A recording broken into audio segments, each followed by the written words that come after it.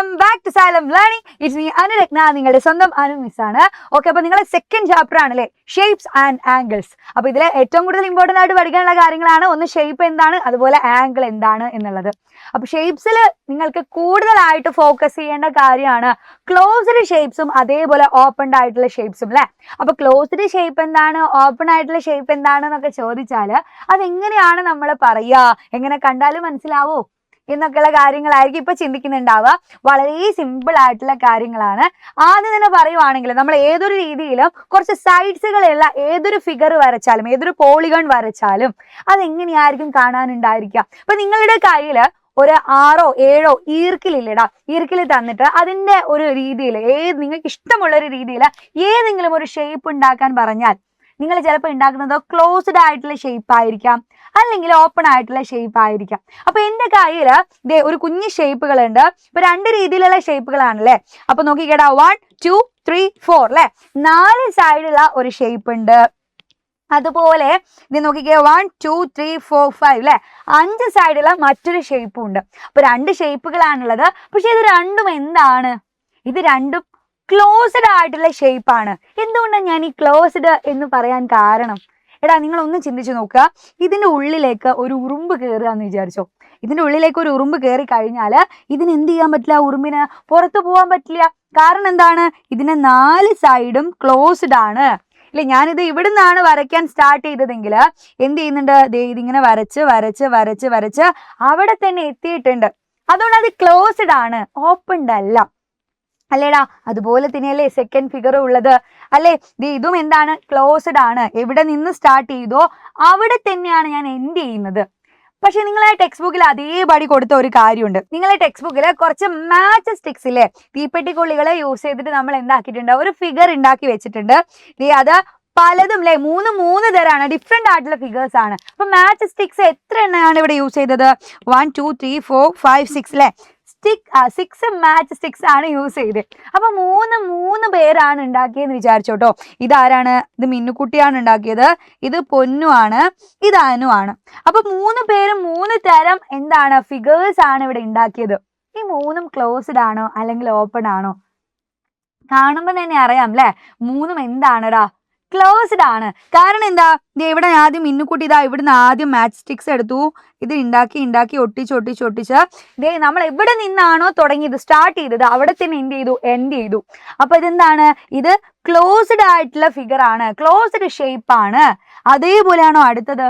Yes, അടുത്തത് എന്താ, ഇവിടെ നിന്നാണ് സ്റ്റാർട്ട് ചെയ്തത് അല്ലെ. അത് നോക്കിക്കേ, എൻഡ് ചെയ്യുന്നത് എങ്ങനെ തന്നെയാണ്, അവിടെ തന്നെ എൻഡ് ചെയ്തു എന്ന് പറഞ്ഞാൽ അതും ക്ലോസ്ഡ് ആയിട്ടുള്ള ഷേപ്പ് ആണ്.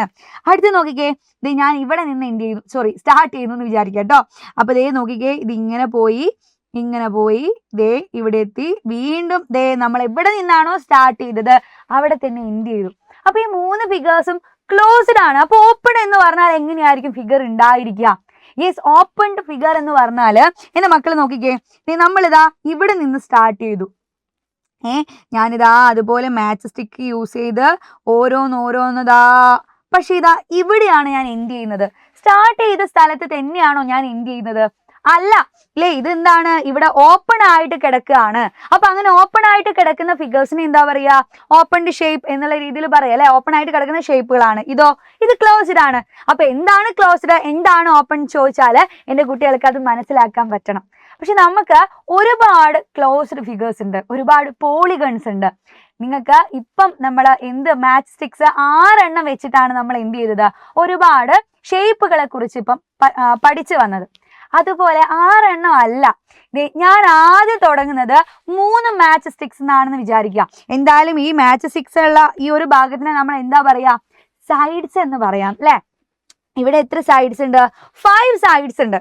അതുപോലെ നമുക്ക് 2 സൈഡുകൾ മാത്രമായാൽ അത് ക്ലോസ്ഡ് ഫിഗർ ആകുമോ? ഇല്ല. നിങ്ങളൊന്ന് ആലോചിച്ച് നോക്കിക്കേ, ഞാൻ ഇവിടെ 2 സൈഡ് വരച്ചു, അപ്പൊ അത് ക്ലോസ്ഡ് ആയോ? ഇല്ല. പകരം നമ്മൾ 3ാമതൊരു സൈഡ് കൂടെ വരച്ചാൽ അത് എന്താകും, ക്ലോസ്ഡ് ആയിട്ട് മാറും അല്ലേ. ഞാൻ അതിന്റെ ഇവിടെ നിന്ന് ഇങ്ങനെ കൂടെ വരച്ചാൽ അത് എന്തായി, ക്ലോസ്ഡ് ആയി. അപ്പൊ നോക്കിക്കേ 3 സൈഡ് വരുമ്പോഴാണ് മിനിമം അത് എന്താവുന്നത്, ക്ലോസ്ഡ് ഫിഗർ ആവുന്നത്. അപ്പൊ 3 സൈഡിൽ തുടങ്ങി നമുക്ക് അങ്ങനെ അങ്ങനെ അങ്ങനെ 3, 4, 5, 6 എന്ന് പറഞ്ഞിട്ട് ഒരുപാട് സൈഡ്സ് ഉള്ള പോളിഗൺസ് ആക്കിയിട്ട് അതിനെ മാറ്റാം. അതിനൊക്കെ ഓരോരോ സ്പെഷ്യൽ പേരുകളുണ്ട്, നെയിം ഉണ്ട് അല്ലെ.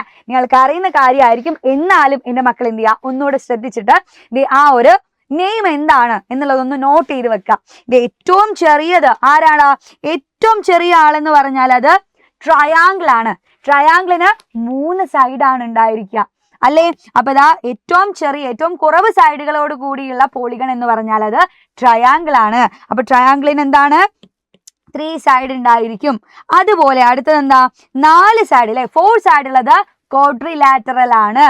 അതുപോലെ അടുത്തത് എന്താണ്? 5 സൈഡുള്ള ആൾ എന്താണ്? പെന്റഗൺ. നെക്സ്റ്റോ ഹെക്സഗൺ അല്ലെ, ഹെക്സഗണിന് 6 സൈഡ്സ് ആണ്. 7 സൈഡുള്ള ആൾ ആരാണെടാ? അതാണ് ഹെപ്റ്റഗൺ. നെക്സ്റ്റ് 8 സൈഡുള്ള ആളാണ് ആര്? ഒക്ടഗൺ. അടുത്ത 9 സൈഡുള്ള ആളെ നമ്മൾ എന്ത് പറയും? യെസ്, നണ്ണഗൺ എന്ന് പറയും. അതുപോലെ ഏറ്റവും ലാസ്റ്റ് ആണ് ഡെക്കഗൺ.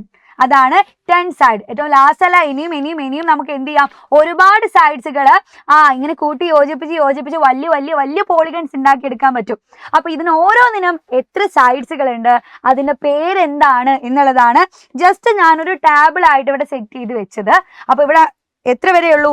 10 സൈഡുള്ള പോളിഗൺ വരെ ഉള്ളൂ. അപ്പൊ ഇനിയും എൻ്റെ മക്കൾ എന്ത് ചെയ്യുക, ഇനിയും സൈഡുകൾ കൂടിക്കഴിഞ്ഞാൽ പോളിഗണിന്റെ പേര് മാറുമോ എന്നൊക്കെ ഒന്ന് കണ്ടുപിടിച്ച് നോക്കാം. അതുപോലെ നമ്മുടെ സെക്കൻഡ് ചാപ്റ്ററിൽ ഇത്ര കാര്യങ്ങളൊന്നും അല്ല അല്ലെ. ഇത് ശരിക്കും പറഞ്ഞാൽ സെക്കൻഡ് ചാപ്റ്ററിന്റെ ബേസ് ആയിട്ടുള്ള കാര്യങ്ങളാണ്. ഇനിയും ഒരുപാട് കാര്യങ്ങൾ നമുക്ക് ഷേപ്സ് ആൻഡ് ആംഗിൾസിനെ കുറിച്ച് പഠിക്കാനുണ്ട്. അതൊക്കെ ആയിട്ട് മിസ് അടുത്ത ക്ലാസ്സിൽ വരും. അതുമാത്രമല്ല, എൻ്റെ കുട്ടികൾക്ക് ഏത് ഭാഗത്ത് നിന്നാണോ കൂടുതൽ കാര്യങ്ങൾ അറിയേണ്ടത് എന്നുണ്ടെങ്കിൽ അതെന്ത് ചെയ്യുക, കമന്റ് ബോക്സിൽ വന്ന് പറയാം. അപ്പൊ എന്തായാലും മിസ് അടുത്തൊരു ക്ലാസ്സിൽ പുതിയൊരു കാര്യമൊക്കെ ആയിട്ട് വരാം. അതുവരെ ബൈ ബൈ.